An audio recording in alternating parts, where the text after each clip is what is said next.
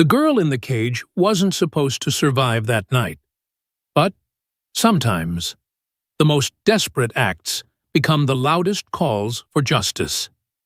November rain hammered against the Gothic windows of Westbrook Academy as Detective Maria Sullivan stood in what used to be the most exclusive prep school in Connecticut. The basement still smelled of smoke and secrets. She'd been a cop for 20 years. But nothing had prepared her for what they found behind that false wall. Started with a fire alarm, the fire chief had told her. Ended with the biggest scandal this state's ever seen. 3 weeks earlier, nobody knew Lorelei Theodora's name.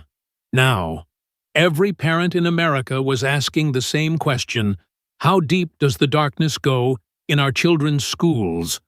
But to understand how one 16-year-old girl brought down an empire of cruelty, we need to go back to the beginning. Back to when Westbrook Academy's website still proudly declared, "Where leaders are born." They just never specified what kind of leaders. Portland? Oregon? 6 weeks before the fire alarm. Lorelei Theodora sat in her father's cluttered study, watching him pack his manuscripts into boxes. Again, the morning light caught the dust motes dancing above towers of books. Hemingway, Morrison, Plath. Writers who understood darkness. Writers who survived it. Well, most of them. "Connecticut will be different," her father said, not looking up from his packing. David Theodora had been saying variations of this sentence for 11 years, ever since Lorelei's mother died. Chicago will be different. Denver will be different. Seattle will be different. Different never meant better. It just meant new faces to avoid eye contact with, new hallways to memorize escape routes through, new libraries to hide in during lunch. "I know you're tired of moving," David continued, finally meeting his daughter's eyes. Those eyes, her mother's eyes, still caught him off guard sometimes. Deep brown with flecks of gold, like autumn leaves caught in amber. "But the publisher needs me closer to New York. And Westbrook Academy, it's one of the best schools in the country." Lorelei didn't argue. She'd learned years ago that her father moved cities the way other people rearranged furniture, compulsively, desperately, as if the perfect configuration might finally ease the ache of empty spaces. She understood. She had her own methods of coping with the void her mother left behind. His involved geography. Hers involved art. The sketch pad in her lap held her latest piece, a self-portrait where her face dissolved into shadows at the edges. She'd been working on it since 3 in the morning, when the nightmares woke her. The same nightmare. Always the same. 8 years old. The earthquake. The basement storage room where she'd been playing hide-and-seek with her mother. The walls caving in. 8 hours in the dark. Her small body pressed against cold concrete. Her mother's voice growing weaker through the rubble. "Sing for me, Lori. Sing so I know you're still there." She'd sung until her throat bled. But by the time they dug them out, her mother's voice had been silent for 3 hours. The doctors said it was a miracle Lorelei survived. They didn't understand that sometimes survival was its own kind of curse. Every small space now felt like a tomb. Every darkness threatened to swallow her whole. And every silence reminded her of the moment her mother's voice stopped answering. "When do we leave?" Lorelei asked, closing her sketch pad. 2 weeks. 2 weeks to say goodbye to another city she'd barely gotten to know. 2 weeks to prepare for another first day as the new girl. 2 weeks before she'd meet Vincent Enda and learn that there were worse things than being buried alive. She just didn't know it yet. The thing about monsters is they rarely look the part. Vincent Enda looked like he'd stepped out of a Ralph Lauren ad. All cheekbones and perfectly tousled dark hair. The kind of face that made mothers trust him with their daughters. He had his father's political smile and his mother's stunning green eyes. He also had a collection of videos that would make seasoned detectives vomit. But we'll get to that. On Lorelai's first day at Westbrook Academy, Vincent wasn't even on her radar. She was too busy trying to navigate the marble hallways that looked more like a museum than a school. Oil paintings of distinguished alumni lined the walls. Mahogany panels gleamed with a century of polish. The very air smelled expensive, leather and wood polish and privilege. You must be the new girl. Before we dive into this incredible true story, if it touches your heart, please hit that like button and subscribe. It really helps me reach more people who need to hear these stories. And if you'd like to support this channel through the thanks button below. Every contribution helps me continue sharing these powerful tales that remind us we're never truly alone. Thank you so much for being here. The voice came from behind her as she studied her schedule, trying to figure out where the hell room 312B was in this labyrinth. She turned to find a boy with kind eyes behind wire-rimmed glasses. Camera hanging around his neck. Marcus Chen, he said, extending a hand. Student newspaper. And before you ask, yes, I'm the only Asian kid in this whole wasp nest who isn't here on a math scholarship. I'm here on a journalism scholarship, which apparently is even worse. Despite herself. Lorelai smiled. It felt foreign on her face. Lorelai Theodora, and I'm here because my dad thinks proximity to New York will fix his writer's block. Ah, another sacrifice on the altar of parental ambition. You'll fit right in. Marcus glanced around, then lowered his voice. Quick survival guide, stick to the edges. Don't make eye contact with anyone wearing a lacrosse jersey. And whatever you do, stay away from Vincent Enda. Who's Vincent Enda? Marcus's face did something complicated. Part fear, part anger, part resignation. You know how every school has that one kid everyone's afraid of? Vincent's that kid. Except here. That kid's dad runs the whole town. Before Lorelai could ask more questions, a commotion erupted down the hall. A crowd had gathered, phones out, filming something. Through the gaps between bodies, she caught glimpses of what was happening.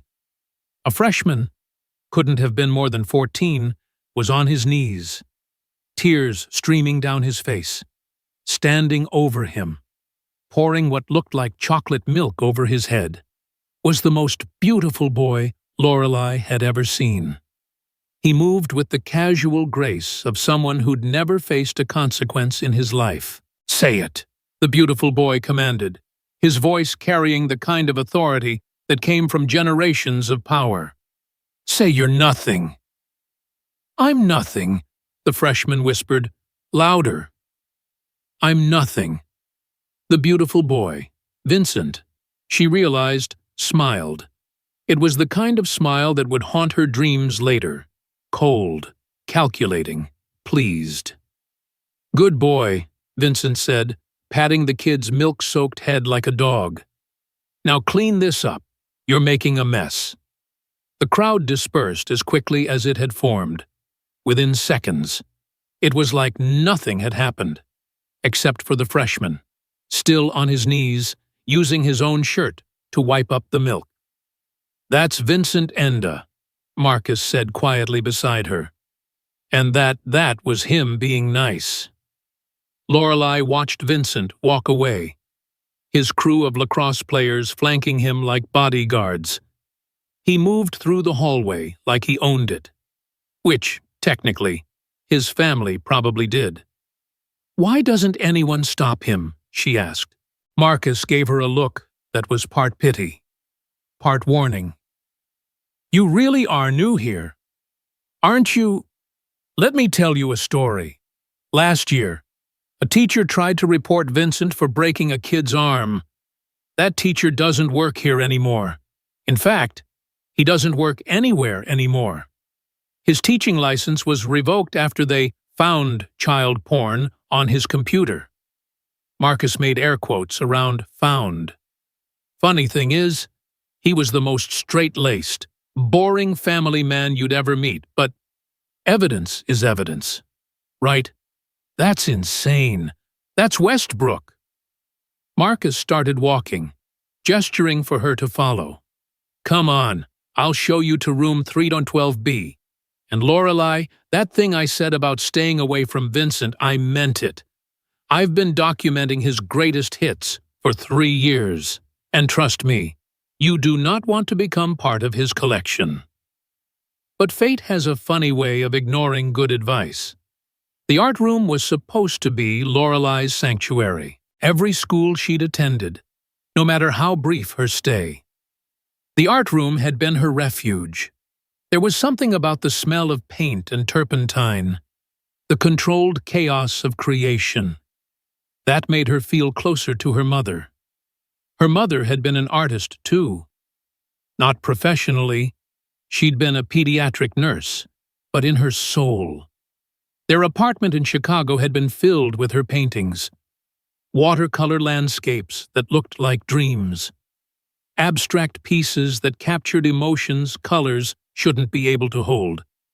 After she died, Lorelei's father had put them all in storage. Too painful, he'd said. But Lorelei understood. Some beauty hurt too much to look at. The Westbrook Academy art room was a modernist dream. Floor-to-ceiling windows, professional easels, a kiln for ceramics. Supply closets stocked with materials most high schools couldn't afford. It was also, blessedly, empty after school, or so she thought. She'd been working on her new piece for 2 hours, a mixed-media installation about isolation. Broken mirrors arranged to fragment the viewer's reflection, making them disappear piece by piece. It was probably too on the nose, but subtlety had never been her strong suit. Interesting. The voice made her jump, paintbrush clattering to the floor. Vincent Enda stood in the doorway, backlit by the hallway fluorescence like some terrible angel.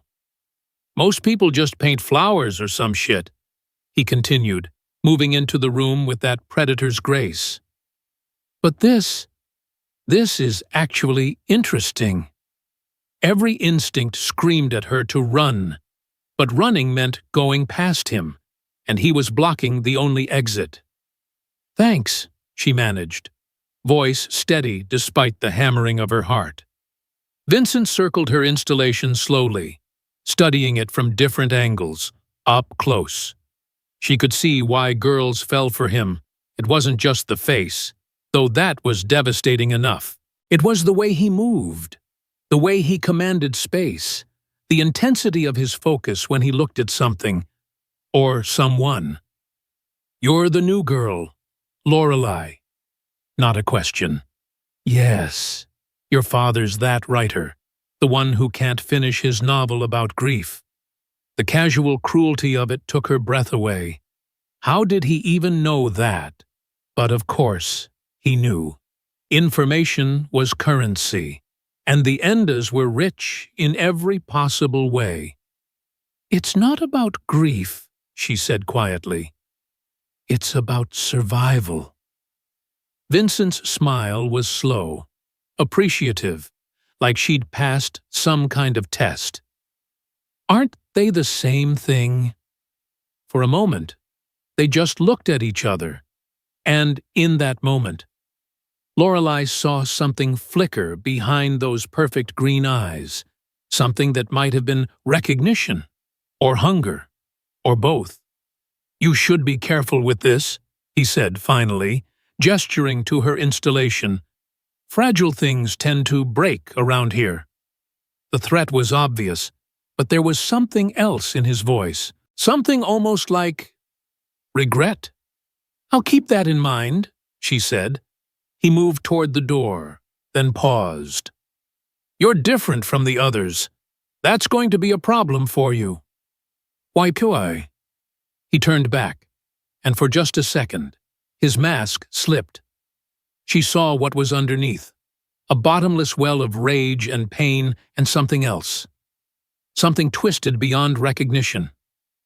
"Because I notice different," he said.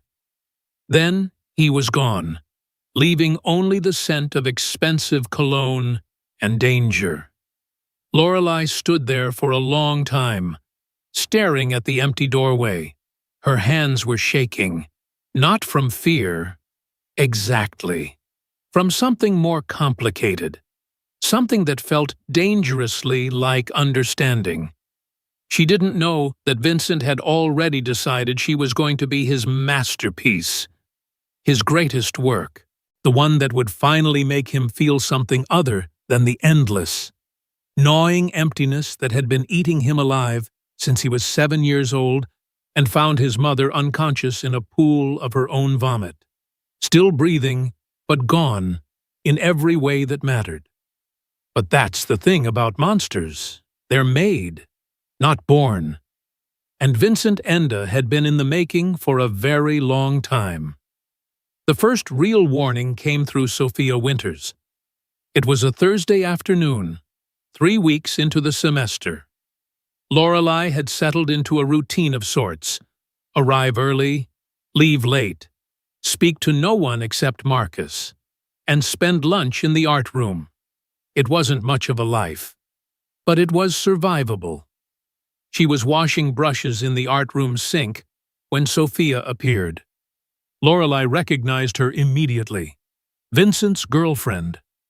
Though that term seemed inadequate for whatever twisted dynamic they shared, Sophia was the kind of beautiful that hurt to look at directly.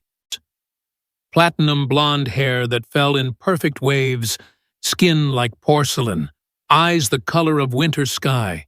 She was also, Lorelei noticed, trembling. "He's watching you," Sophia said without preamble. "Who?" Sophia's laugh was bitter. "Don't play dumb. It doesn't suit you." "Vincent. He's been talking about you." "I've barely spoken to him." "That doesn't matter. You exist. You interest him. That's enough." Sophia moved closer, and Lorelei could see the careful makeup couldn't quite hide the bruise on her collarbone. Finger marks. "Do you know what he does to things that interest him?" "Why are you telling me this?" "Because once upon a time, I was you. New girl. Different. Interesting." Sophia's smile was sharp as broken glass. "He courted me for 3 months. Flowers, poetry, the whole Romeo act. By the time I realized what he really was, it was too late. I was already in too deep. So leave him. Leave him!" Sophia's laugh was worse than her smile. "You really don't understand how this place works. My father is Mayor Enda's lawyer. My mother is on 3 charity boards with his mother. Our families vacation together in the Hamptons. I don't get to leave Vincent. I get to endure him until he gets bored." She pulled out her phone, scrolled through it, then held it out to Lorelei. "This is what happens when you try to leave Vincent Enda." The photo showed a girl Lorelei didn't recognize. Pretty, in that generic prep school way, except for the word carved into her forehead. Whore. The cuts looked precise, deliberate. "Chelsea Moreau," Sophia said. "She tried to break up with him sophomore year. He didn't take it well, officially. She had a mental breakdown and did it to herself, unofficially. Vincent has a thing for knives and for making examples." Lorelei's stomach churned. Why didn't she press charges? With what evidence the security footage from that night mysteriously corrupted? The witness, one of Vincent's own friends, swore Chelsea had been talking about self-harm for weeks. And Chelsea herself. Her family moved to California the next week, a job opportunity her father couldn't pass up, courtesy of Mayor Enda's connections. This is insane. "This is Westbrook." Sophia put her phone away. "Look, I'm not trying to scare you." "Well, no, that's a lie. I am trying to scare you, because scared might keep you safe. He's planning something for you. I don't know what, but I know that look in his eyes. He gets it when he's found a new project. Project.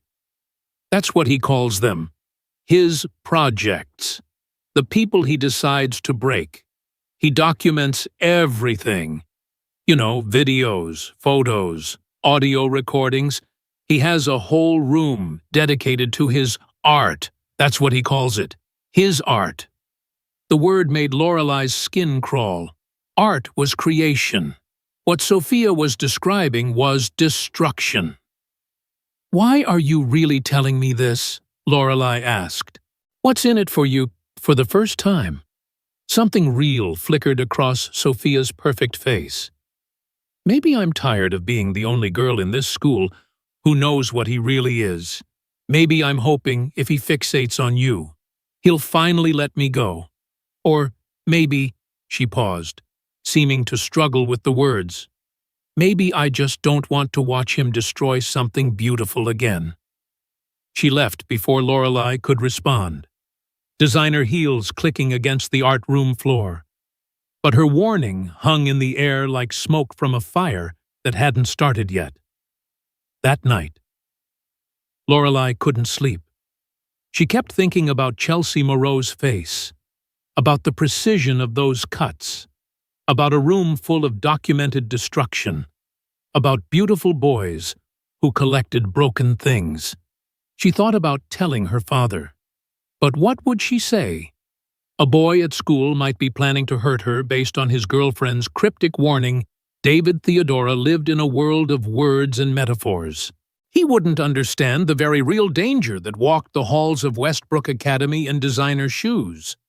So she did what she always did when the world felt too heavy. She created. The piece started as a sculpture. Clay molded into the shape of a face. Beautiful. Perfect. Empty. But as she worked, it evolved. She pressed broken mirror shards into the clay, creating a mosaic of fractured beauty. She added barbed wire for hair, pills for teeth, money for eyes. By dawn, she'd created a monster that looked like an angel. She didn't know that 3 floors up, in the administrative wing, Vincent Enda was watching her through the security feed he'd hacked months ago. He sat in the dark, face lit only by the glow of multiple monitors, each showing a different angle of the art room. "Beautiful," he murmured, zooming in on her face as she worked. The concentration, the passion, the way she bit her lip when she was thinking. Absolutely beautiful. Behind him, the walls were covered in screens, each one showing a different girl. Chelsea, with her forehead bleeding. A sophomore named Katie, sobbing as she cut her own hair off. A junior named Alex, swallowing pills on command. Project after project, each one meticulously documented.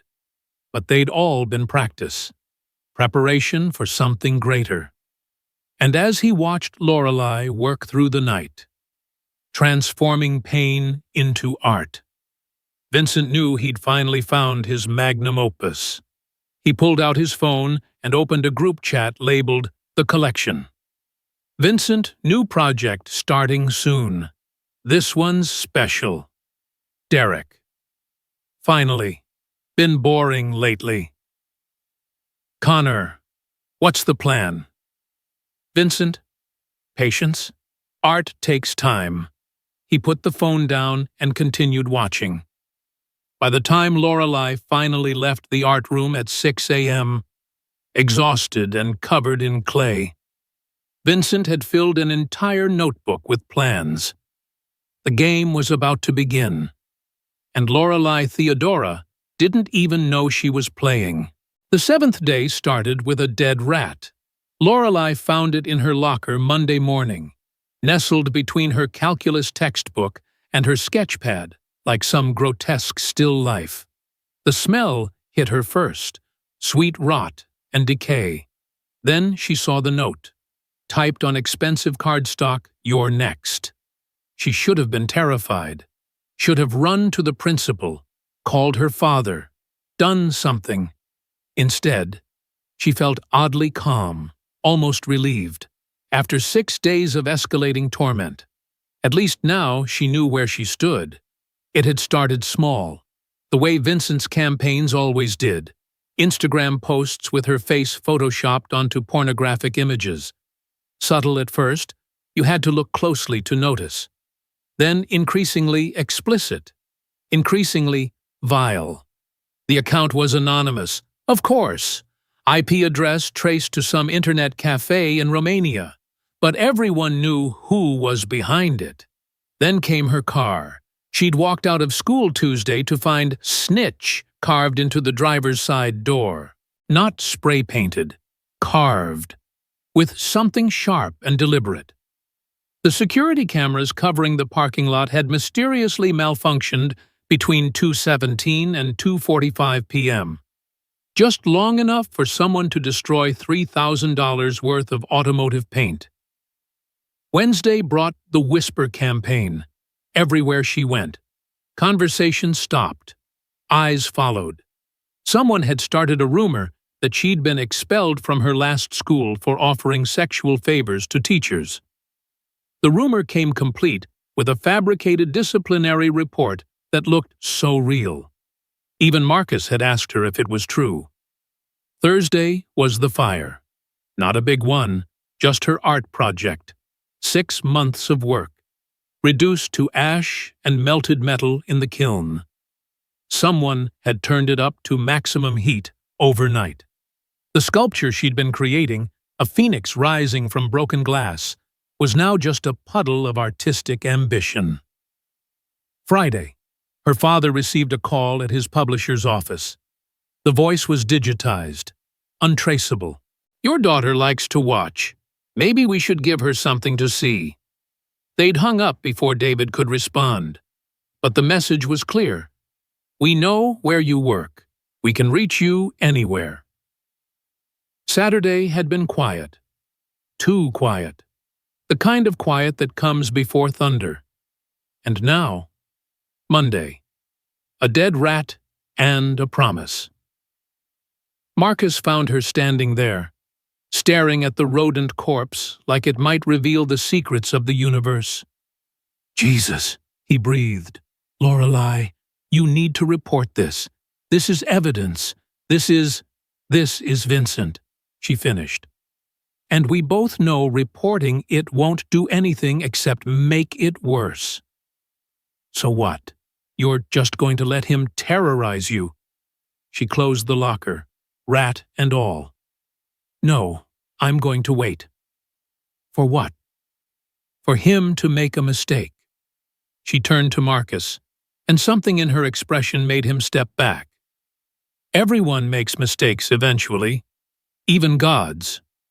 What she didn't know was that Vincent's mistake was already in motion. Sophia found her in the bathroom an hour later, applying concealer to the dark circles under her eyes. "He's planning something for tonight," Sophia said without preamble. "After the Halloween party at his house." "How do you know?" "Because he made me buy the drugs." Sophia's hands shook as she pulled out a small bottle of clear liquid. "Flunitrazepam. Roofies. He said it was for me, for later. But I saw him texting Derek. They're planning something." Lorelei stared at the bottle.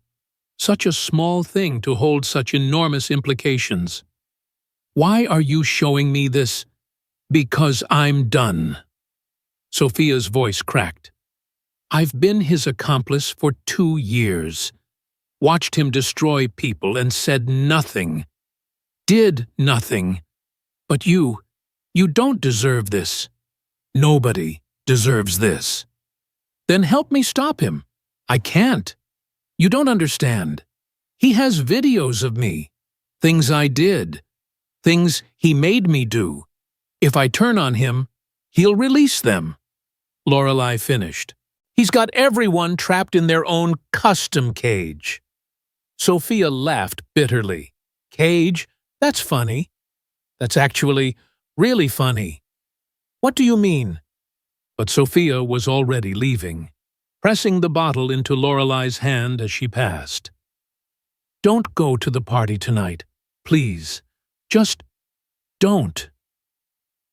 The party was already in full swing when Lorelei arrived at 9 p.m. She'd spent 3 hours debating whether to go. Logic said stay home, lock the doors, wait for Vincent to get bored and move on to his next victim. But she was tired of running, tired of hiding, tired of being afraid. Besides, she'd taken precautions. Marcus knew where she was. She'd hidden a recording app on her phone, uploading directly to the cloud. And she'd left a note for her father, just in case. If something happens to me, Vincent Enda is responsible. The Enda estate looked like something out of The Great Gatsby, sprawling lawns, illuminated fountains, a house that was more mansion than home, music pulsed from inside, bass heavy enough to feel in her bones. The party had spilled out onto the terraces, beautiful teenagers in designer clothes, drinking from red Solo cups like they were playing at being normal. She found Vincent holding court by the pool, surrounded by his usual crew. He was dressed as the devil, how original, in a perfectly tailored black suit with small red horns. When he saw her, his smile was bright enough to power the whole house. Lorelei, you came. He separated from the group, moving toward her with that predator's grace. I wasn't sure you would. Sophia said you wanted to talk, about calling a truce. His eyes glittered with amusement. Did she? How thoughtful of her. Come on, let's go somewhere quieter. Can't hear myself think out here. Every instinct screamed danger, but she followed him anyway. Through the house, past drunk teenagers and pharmaceutical hazes, down a hallway lined with family portraits. Mayor Enda through the decades, each one wearing the same political smile. Vincent led her to what looked like a study. Dark wood, leather chairs, the smell of old cigars, and older money. Drink. He was already at the bar, pouring amber liquid into crystal glasses.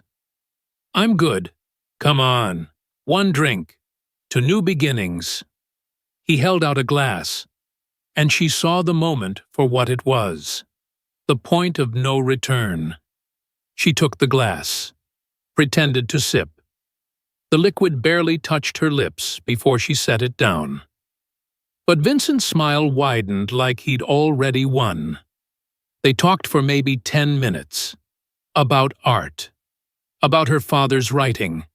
About anything except the systematic torture he'd put her through for the past week. The whole time, Vincent watched her with those hungry green eyes, waiting. The room started to spin at minute 12. I didn't drink it, she said, her words already slurring. I didn't have to.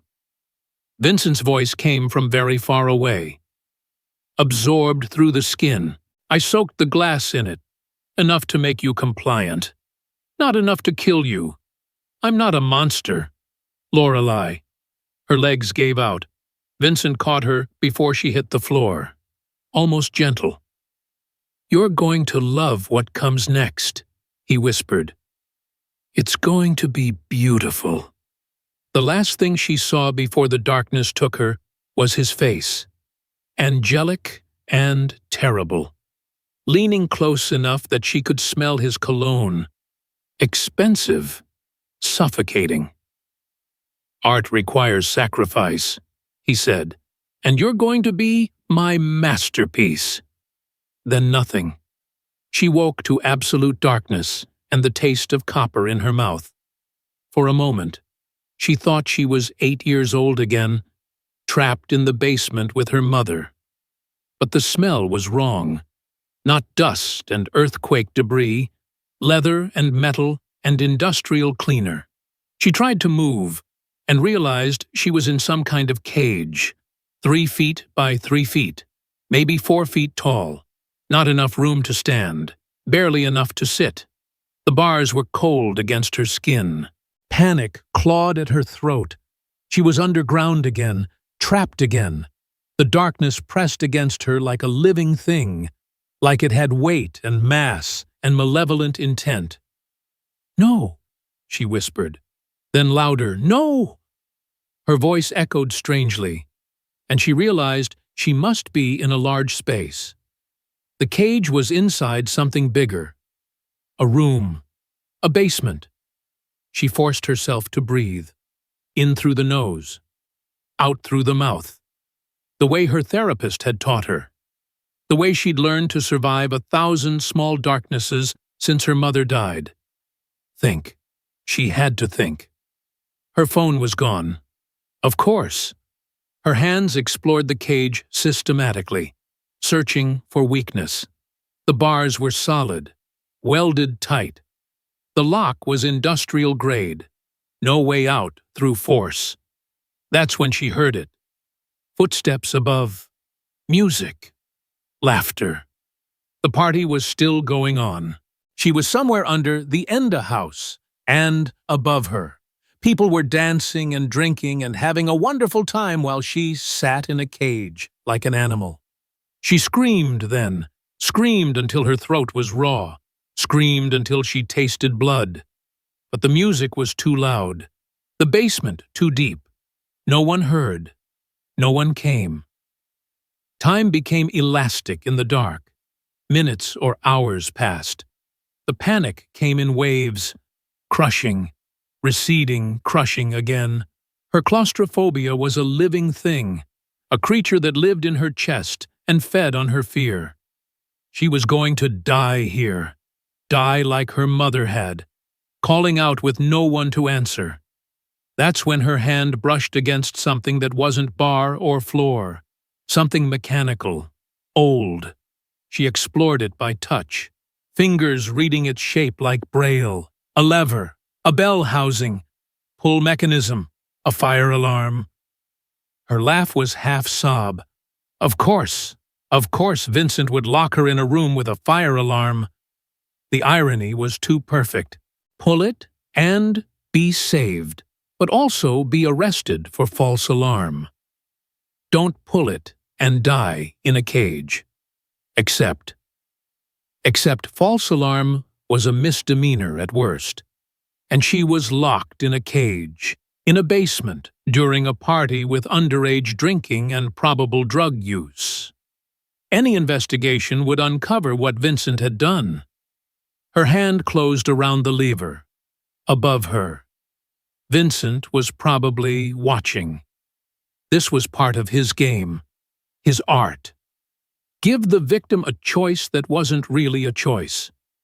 Document their desperation. Add another video to his collection. But Vincent had made one crucial mistake. He'd assumed she was afraid of consequences. Lorelei pulled the alarm. The sound was everything, piercing, overwhelming, beautiful. It shattered the darkness like a physical force. Above her. She heard the music cut off, replaced by shouts and confusion. But more importantly, she heard the sprinklers activate. Water rained down through the ceiling, and with it came light. Emergency lighting flickering to life. She could see now. The cage was in the corner of what looked like a storage room. Sports equipment lined the walls. And there, on the far side, was a door marked Exit. A door that was now being pounded on from the other side. "Fire department, open up!" When they found her, she was laughing or crying, maybe both. The firefighter who cut the lock, a woman named Patricia, who'd remember this call for the rest of her career, would later testify that Lorelei's first words were, "Check behind the walls." Detective Sullivan arrived within the hour. By then, they'd already found the hidden room. It was behind a false panel, accessible through what looked like a maintenance closet. Inside was Vincent's collection, hundreds of hours of video, dozens of victims, years of systematic torture documented with archival precision. But that wasn't the worst part. The worst part was the drugs, cocaine, heroin, prescription pills in quantities that suggested dealing, not using, and records. Meticulous records of who bought what, when, for how much. Half the prominent families in Connecticut were in those records. Vincent tried to run, made it as far as the garage before Marcus Chen stepped out from behind a car with his camera rolling. "Smile," Marcus said. "Your public awaits." The arrest was almost anticlimactic. Vincent in handcuffs, his devil horns askew, being led to a police car while his parents watched from their doorway. His mother was drunk, swaying slightly. His father was already on the phone with lawyers. It wouldn't matter. The fire alarm had triggered a mandatory evacuation. The evacuation had led to a search. The search had uncovered evidence that couldn't be suppressed or explained away. By morning, 15 more arrests had been made. Coach Hayes, who had been taking bribes to look the other way. 3 school board members who'd been buying drugs for their own kids. A congressman's son who'd been Vincent's distribution partner. The house of cards didn't just fall, it exploded. 2 weeks later, Lorelei sat in the Westbrook Academy auditorium, facing an assembly of her peers. The school was under federal investigation. Half the administration had been replaced. Counselors had been brought in to help students process what they'd learned about their classmates, their school, their town. "I pulled that alarm to save myself," Lorelei said into the microphone. Her voice was steady. She'd found it in that cage, somewhere between the darkness and the water. But it ended up saving all of us. Every secret room has an exit. Every bully has evidence. Every system of fear can be broken by one person willing to make noise. In the audience, Sophia Winters was crying. She'd turned state's evidence, providing testimony about Vincent's crimes in exchange for immunity. Her family had disowned her. She'd never been freer. Marcus sat in the front row, camera ready.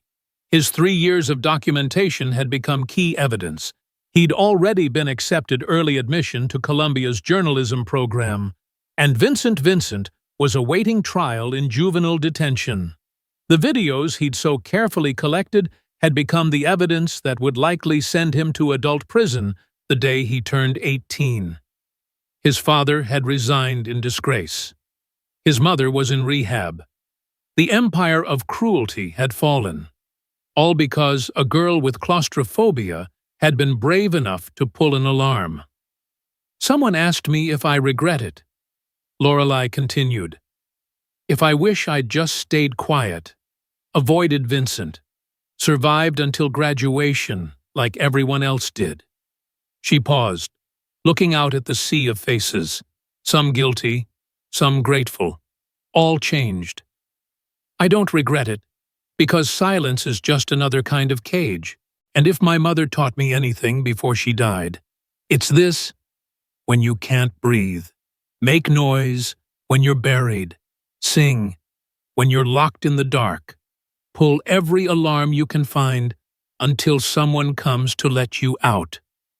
She stepped away from the microphone to thunderous applause. But she wasn't done. Not quite. Later that day, she stood in the art room, working on a new piece. This one was different. Not broken mirrors or twisted metal. This was glass and light. Fragments arranged to cast rainbows on the walls. Beautiful. Whole, unashamed. Her father appeared in the doorway, laptop under his arm. "I finished it," he said simply. The novel. Turns out it wasn't about grief after all. What was it about? David Theodora smiled, and for the first time in 8 years, it reached his eyes. Resurrection. They worked in companionable silence after that, father and daughter, creating beauty in a room that had seen too much destruction. Outside, November rain washed the windows clean. Inside, the fire alarm waited quietly on the wall, painted fresh and new. A reminder, a promise. Sometimes the only way out is through. Sometimes the only answer to darkness is light. And sometimes, just sometimes, pulling the alarm doesn't just save you, it saves everyone. The night Lorelei pulled that fire alarm, she didn't just escape a cage. She opened every locked door in Westbrook. She gave voice to years of silenced victims. She proved that even the most powerful predators could be brought down by their own hubris. Vincent Enda thought he was creating art. What he'd actually created was evidence. And in the end, it was a different kind of artist, a girl who painted her trauma in light and shadow, who showed the world what real courage looked like. It looked like choosing to burn down the darkness, even if you might get burned too. It looked like pulling the alarm. Consequences be damned. It looked like survival. And that, Lorelei would tell anyone who asked, was the greatest art of all.